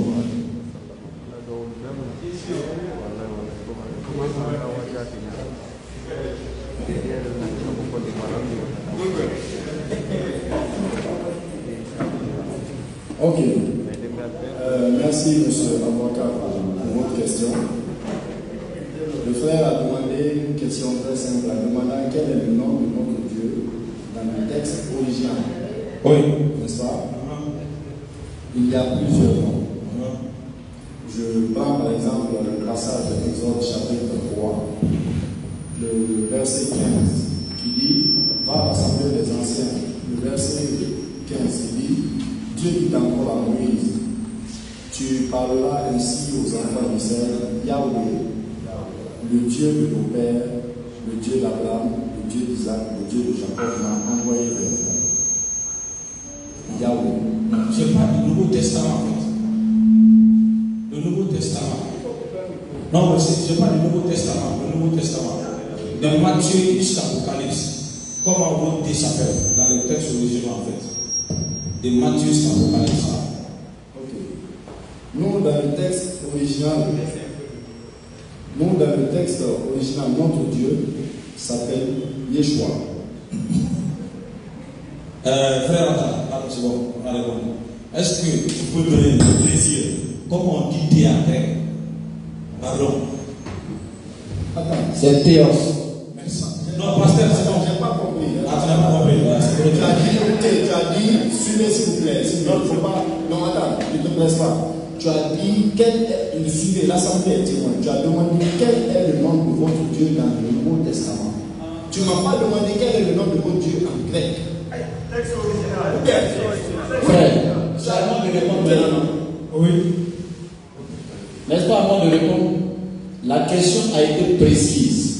Quel est le nom de votre Dieu dans le texte original? Et il a précisé le Nouveau Testament. Les premiers fragments du Nouveau Testament ont été découverts déjà traduits en grec. La copie des copies qui a été découverte, c'était déjà en grec. Or, en grec, le nom de Dieu, c'est Théos. Il fallait juste répondre comme ça. C'est simple comme de l'eau à boire. Mais comme tu as dit Yeshua, sache que Yeshua n'est pas Dieu. Parce que je vais répondre avec un seul verset et puis je m'arrête là. Un seul verset. Je prends ici le verset de Philippiens 1. Écoute très bien la Bible, frère. Attention.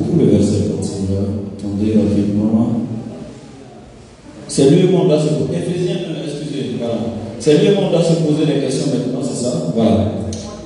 Voici ça. Afin que, écoute très bien, Éphésiens 1, 17, afin que le Dieu de notre Seigneur Jésus-Christ, le Père de gloire, vous donne un esprit de sagesse et de révélation dans sa connaissance. On dit le Dieu de Yeshua HaMashiach. Donc il a son Dieu, il n'est pas le même Dieu. Merci. Bon, le quoi rapport? Vas-y, pose ta question. Je crois qu'il y avait beaucoup de questions musulmanes. Maintenant, je suis le seul chrétien, donc j'ai droit au moins à deux questions. Deux questions au moins. Je peux poser deux questions. D'accord. Maintenant, moi, je voudrais poser ces deux questions. Suivez s'il vous plaît. Je voudrais poser ces deux questions. La première, c'est de savoir.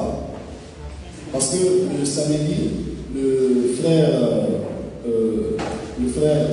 Ouattara a bien précisé que Allah est unique, il est un, il prend les décisions seul et il ne décide avec personne, etc., etc.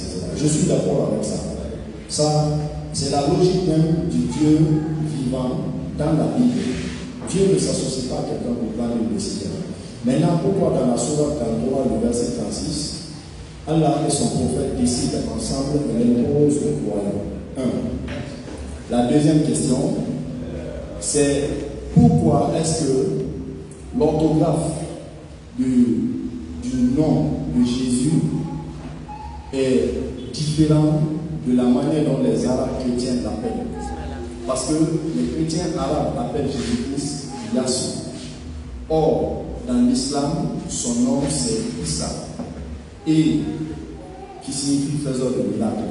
Et d'ailleurs, même en ce sens, il y a deux orthographes de Issa. La sourate 3, le verset 46, Issa est écrit avec H-I-S-S-A.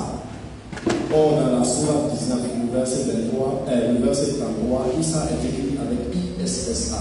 Je voulais connaître un peu cet amalgame là, mais la question est de savoir pourquoi le nom de Issa, qui est Jésus dans le Coran, est différent de l'orthographe de la lettre J lorsqu'on la traduit en arabe qui est Y.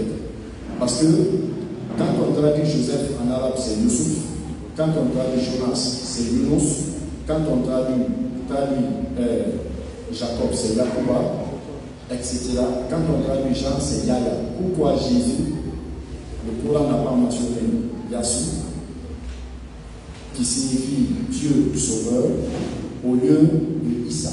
Donc je veux comprendre d'abord l'amalgame sur H-I-S-S-A et I-S-S-A, et ensuite je répondrai à cette question. Merci. Ok, je prends déjà les 3 minutes pour la première. Je commence la réponse par la dernière question. D'abord, je t'informe que le nom I-S-S-A que tu es en train de citer là, c'est du français en fait. N'est-ce pas? Voilà, c'est des lettres alphabétiques françaises. Le nom Jésus que tu prononces là, Jésus, son nom a été francisé. N'est-ce pas? Il n'était pas français. Son nom à son temps, chez les Juifs, il était appelé comment? Depuis sa naissance. C'est pourquoi lui-même il dit, au renouvellement de toutes choses, tous ceux qui m'appellent Seigneur, il va leur dire, je ne vous ai jamais connu. Tu sais pourquoi? Parce que son nom n'est pas Jésus. Or, toi, tu adores un certain Jésus que lui ne connaît même pas. Lui, de son vivant, il s'appelait Yeshua, en hébreu. Il n'était pas français. Donc, son nom en français, là, ça n'existe pas. Il ne connaît même pas ça. La lettre J dont tu parles, ce n'est pas nous qui avions le problème avec J. C'est vous qui avez le problème avec J. La lettre J n'existe pas dans les lettres alphabétiques hébraïques. Est-ce que tu as étudié un peu l'hébreu? Les lettres alphabétiques. Est-ce que J existe dedans? Si J n'existe pas, comment vous appelez pourquoi vous appelez Jacob avec J? Pourquoi vous appelez Jean avec J? Alors que J n'existe pas parmi les lettres alphabétiques hébraïques. Vous êtes quel J là-haut? C'est vous qui avez transporté J quelque part pour venir, je ne sais où. Ça n'existe pas. La langue arabe, la langue araméenne et la langue hébraïque sont des langues sémitiques. Étudiez l'histoire. Ça veut dire qu'il faut faire la philologie avant de parler dans la théologie. La philologie est différente de la philosophie. Et il faut étudier aussi les langues liturgiques avant de pouvoir te prononcer, c'est très important. Maintenant, je reviens ici sur la dernière question, qui est pourquoi Allah il est seul, il décide seul tout ce qu'il fait, mais dans la sourate 36, lui et son prophète, en 33 verset 36, lui et son prophète décident et imposent ensemble les choses. C'est la dernière question, donc il y a 3 minutes également. Mais regarde ce qui se passe. Je prends l'exemple. Quand le président de la République, il sort et puis il dit à la nation entière, obéissez à moi, le président, et obéissez à mon premier ministre. Dès que le président finit de faire cette déclaration, quand le premier ministre vient et puis décide, quand on obéit à qui? Mais Allah il dit, dans la sourate 459, Ati'ullah wa ati'ur Rasul, obéissez à Allah et obéissez au messager. Wa ma ataakumur Rasul fakhuzuhu. Est-ce que tu comprends un peu? C'est Allah qui donne l'ordre. Donc quand il finit de décréter ça, quand le messager parle, il ne parle pas sous l'effet de la passion. C'est une révélation de la part de son Seigneur. Donc c'est Allah qui l'inspire et par la permission d'Allah, il parle. C'est pourquoi dans le Coran, tu vas voir Koul dit. On ne fait que une dictée. Donc quand il parle au nom d'Allah. Et quand on obéit, c'est au nom d'Allah qu'on obéit. Merci. Cheikh Ibrahim, et Dieu nous a dit dans le Coran, Allah. Quiconque obéit le prophète a obéi à Allah. Monsieur Ouattara.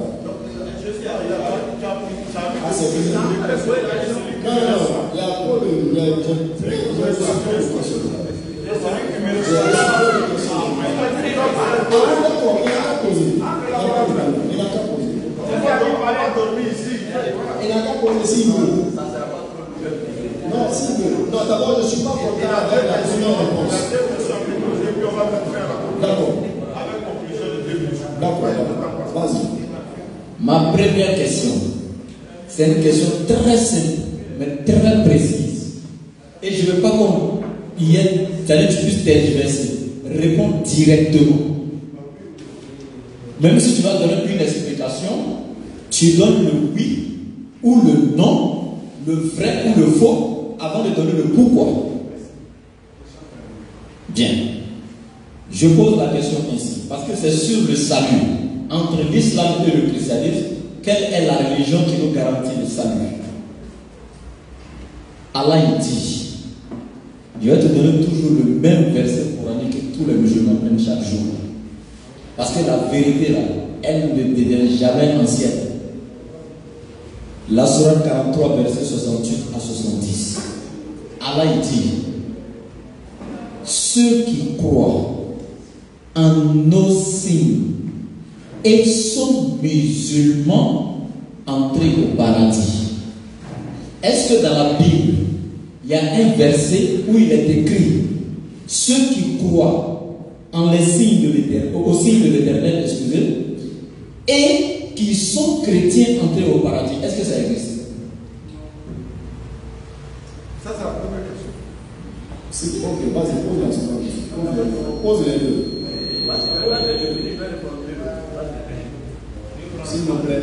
S'il vous plaît, j'aimerais qu'on donne nos patients. C'est pas vous de répondre, non. S'il vous plaît. Il a un débat. Voilà. Je dis oui. Le Christ dit dans Jean 14, le verset 1 à 2, il dit croyez en Dieu et croyez en moi. Il dit je vais vers le Père, je vais vous préparer une place et je reviendrai vous chercher et je vous y enverrai, afin que là où je sois, vous y soyez.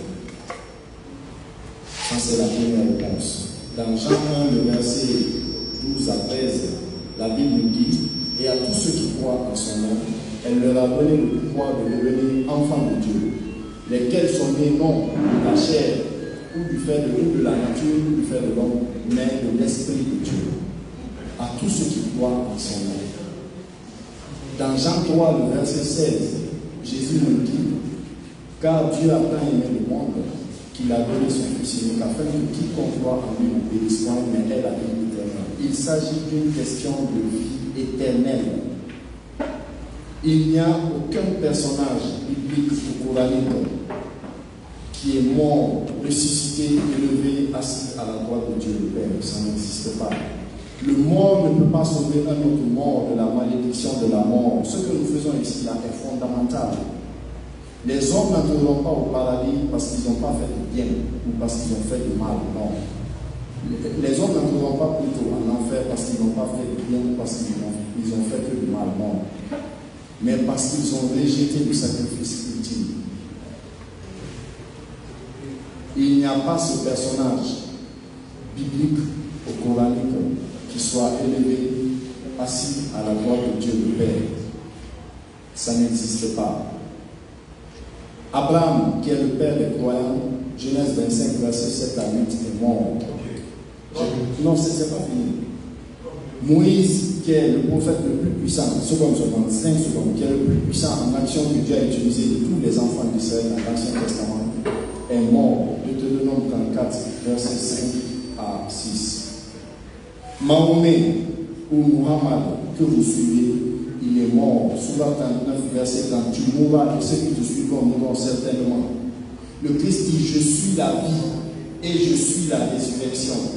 Celui qui croit en moi vivra.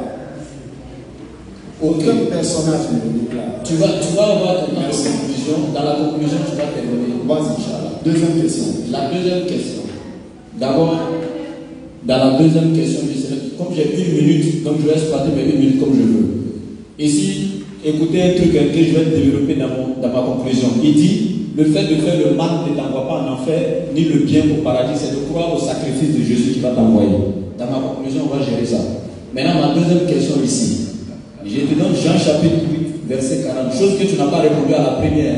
Il a de me montrer où il a dit, chrétien va au paradis. Alors que toi, tu as dit ici que vous êtes chrétien, vous n'êtes pas juif. Jean 14, 1, Jésus parlait à ses apôtres qui sont juifs, qui ne sont pas chrétiens comme toi. Toi, tu n'es pas sauvé. Ma question, Jésus dit dans Jean 8, 40, il faut prendre la Bible, il dit, moi, en tant qu'un être humain, je veux que tu me donnes un verset dans la Bible où Jésus dit, moi, en tant que Dieu, parce que tu as dit ici qu'il a toute nature. Donc, comme il a donné sa nature humaine, en disant clairement, je suis un être humain, alors je veux que tu me donnes où il a dit, je suis Dieu, pour montrer sa nature divine. Merci. Allez, il faut laisser vous. Bon. D'abord, je reviens sur le premier point. D'abord, je reviens sur le premier point. Le frère a dit que je n'ai pas montré le passage où Jésus dit que le chrétien va au paradis. Mais le chrétien, c'est celui qui croit au Christ. Le chrétien, c'est celui qui croit que Christ est son sauveur. Le chrétien, c'est celui qui croit que Christ est mort pour ses péchés et l'a racheté et que par sa résurrection, il a la résurrection. Ainsi le dit Paul dans le livre de 1 Corinthiens 15, le verset 21 à 22. C'est en Adam que nous mourons, mais c'est en Jésus-Christ que nous ressuscitons et vivons. Voilà. C'est en un homme que tout le monde meurt, mais c'est également par un autre homme que tout le monde ressuscite, que la résurrection est parvenue, Jésus-Christ, et non qu'un autre. Donc, la question qu'il demande, est-ce que Jésus-Christ dit qu'il est Dieu?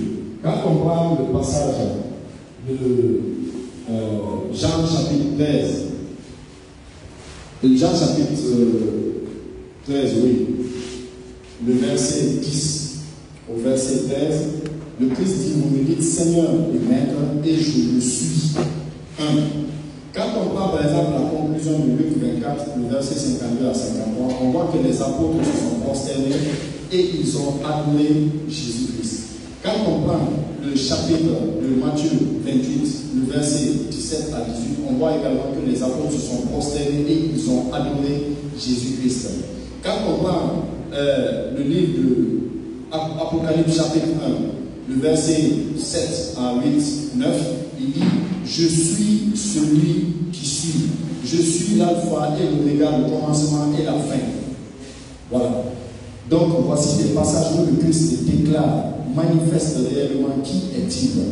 Quand il dit dans Jean 16, le verset 27 à 28, je suis sorti de Dieu et je suis venu dans le monde. Je quitte le monde et je retourne au Père. C'est un homme ordinaire ne peut pas dire ces paroles. Un homme extraordinaire ne peut pas dire ces paroles. La mort, comme vous le sous-entendez, n'a pas d'emprise sur Jésus-Christ. S'il est créateur et il l'est, la mort n'a pas d'emprise sur Jésus-Christ. Modérateur, c'est fini. Non, il reste 15 secondes. Vous avez dit 3 minutes, non? Oui. J'ai chronométré. Ok, vas-y. Il dit dans Matthieu 12, le verset 42, il dit, comme Jonas a été englouti par le poisson et a fait 3 jours, 3 nuits dans le ventre du poisson, ainsi le Fils de l'homme ira dans la terre pendant 3 jours et 3 nuits. Il fait une approche directe dans cette parabole-là. La mort n'a pas d'emprise sur le Christ. Les 3 jours, 3 nuits qu'il a fait dans cet état-là n'a pas d'emprise sur lui. C'est pourquoi. Maintenant, ce qu'on va faire, tu continues avec 2 minutes pour ta conclusion. D'accord. Mais le chrono, 2 minutes. 2 minutes pour la conclusion. Donc, je conclue par ceci. La mort du Christ n'est pas une mort ordinaire ou même une mort extraordinaire. C'est au-delà de tout entendement. Dans Jean 10, le verset 17 à 18, il dit, le Père même parce que je donne ma vie pour la reprendre. J'ai le pouvoir de la donner, j'ai le pouvoir de la reprendre. Personne ne me l'avait dit. Tel est l'ordre que j'ai reçu de mon Père. 1. Il dit, lui, Jésus-Christ, il donne une parabole par rapport à l'engloutissement de Jonas par le poisson. Dans Matthieu 12, le verset 42. Dans Matthieu 12, le verset 42, le Christ donne une parabole qui se rattache à ce qu'il doit faire. Il dit, de même que Jonas a fait 3 jours, 3 nuits dans le ventre du poisson avant d'être vomi, ainsi le Fils de l'homme fera 3 jours et 3 nuits dans le ventre de la terre. Or, pour comprendre cela, le passage de 1 Pierre, chapitre 4, le verset 6 nous dit quoi? Que l'évangile a été aussi annoncé aux morts, afin qu'après avoir été jugé, quant aux hommes, ils puissent bénéficier de la grâce de Dieu. Amen. Et je veux vous dire en conclusion, pour résumer, pour finir, que la vie en Jésus-Christ, il s'agit d'une vie éternelle, pas d'une vie passagère, mais d'une vie éternelle. Merci. Ok. Reprenez ça comme ça. Ah, mais ça, tu m'as donné la parole, c'est pourquoi? Bon, termine. Ajoute une minute. Vas-y, termine. Termine. Frère. Non, regarde. Je donne l'autorisation, termine. On va mettre le temps. Vous laissez ça. C'était 48 secondes. Donc, je disais que la vie en Jésus-Christ, il s'agit d'une vie éternelle et non d'une vie passagère. Il s'agit d'une vie éternelle et non d'une vie passagère. Et son royaume, comme il le dit, son royaume n'est pas de ce monde, comme il a répondu à Ponce Pilate. Je vous remercie. Ok, merci beaucoup, frère. Je disais que le frère avait dit quelque chose de très important au début. Il a dit comme ça que aller au paradis ne dépend pas du fait que tu fasses le bien, ou aller en enfer n'a rien à voir avec le fait que tu fasses le mal. Mais en enfer, c'est ce qu'il a dit. En enfer, ok. Donc pour lui, c'est pas le mal qui va t'avoir en enfer ou quoi que ce soit, mais il faut croire à la mort de Jésus pour être sauvé, au sacrifice de Jésus. Mais ce qui est grave, c'est que, je ne sais pas, quand ils enseignent et puis ils les mettent catéchistes, c'est ce qui est encore étonnant. Prenez le temps d'étudier la Bible avant de venir voir la TDR. Voilà, en toute humilité, je ne connais rien. Je ne vaux même pas la cheville de l'un des plus simples savants de l'islam. Moi, je ne suis absolument rien en matière de connaissance. Je n'ai même pas encore commencé à étudier. Voilà, en toute humilité. Et je le dis, et c'est sincère, je ne connais absolument rien. Mais le peu avec le visite, j'avais faim, vous ne m'avez pas donné à manger. J'avais soif, vous ne m'avez pas donné à boire. Ils vont dire, quand avons-nous vu malade et qu'on ne t'a pas assisté? Quand avons-nous vu avoir faim et qu'on ne t'a pas donné à manger ni à boire? Il va dire, chaque fois que vous avez refusé de faire cela à l'un d'entre vous, des plus petits d'entre vous, c'est comme si c'était à moi. Et ils vont partir en enfer. Pourquoi? parce qu'ils ont fait le mal. Le riche et Lazare, quand il a refusé d'aider Lazare, de faire une bonne œuvre, il est parti en enfer pour ça. Et toi, tu veux croire aux gens que c'est la mort de Jésus qui sauve et non le bien ou le mal. Le livre de Jacques te dit, Jacques 2, tant que tu ne fais pas le bien, tu n'arrêtes pas le mal et que tu œuvres dans le bien, ta foi en Jésus ou quoi que ce soit là, c'est zéro. Montre-moi ta foi sans les œuvres. Ça n'existe pas.